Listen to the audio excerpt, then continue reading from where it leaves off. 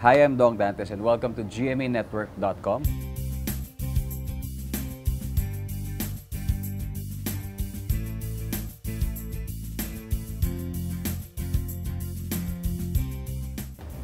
Malaki. Halimbawa, itong hashtag ng PH.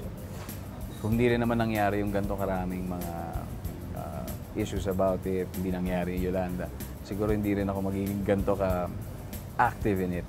Pero since yung concern ko na now is for the security, the safety of course, my children, diba? So, I would definitely take these measures already.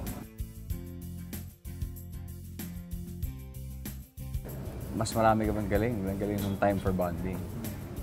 Parang never namin nagawa ito before because syempre puro work, di ba? Puro ganon. Bihira naman kami nagsama ng ganon katagal. Ngayon that we have parang ilang months na kami lang, di ba? So, ang galing ng bonding experience and I think yun yung pinakamagandang preparation for parenthood. Unang-una, siyempre, kailangan God-fearing, tapos respect for everyone. Sa akin, I will make her try everything that is there. Kung kinakailangan i-introduce siya sa pagdadrums, di ba? Gagawin yun para lang malaman kung gusto talaga niya. And then, kung hindi, try others.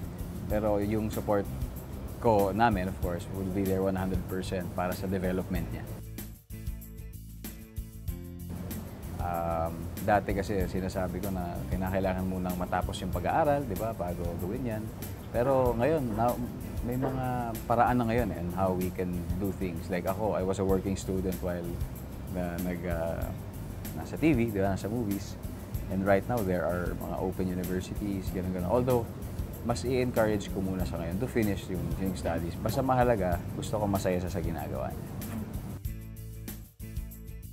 I should be a cool dad. Family man, of course. Yeah. Kasi syempre, parang babalik ka sa reason kung bakit mo ginagawa ang lahat ng ito. And it always boils down to, it always boils down to family. Dahil yun ang pinaka-important, di ba? That's why you're working, you're making life more meaningful because of that. Thank you for watching GMAnetwork.com. Once again, ako po si Dong Dantes.